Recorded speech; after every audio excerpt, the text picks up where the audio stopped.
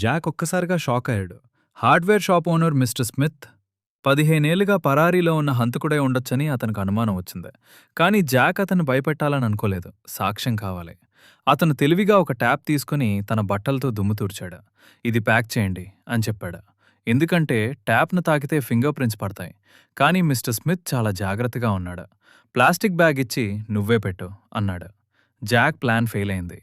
అతను ట్యాప్ని టేబుల్ మీద పెట్టి ఇంకో ట్యాప్ ధర అడిగాడు. అంతే. డిస్ట్రాక్ట్ అయిన మిస్టర్ స్మిత్ ఆ ట్యాప్ని తనే బ్యాగ్లో పెట్టాడు.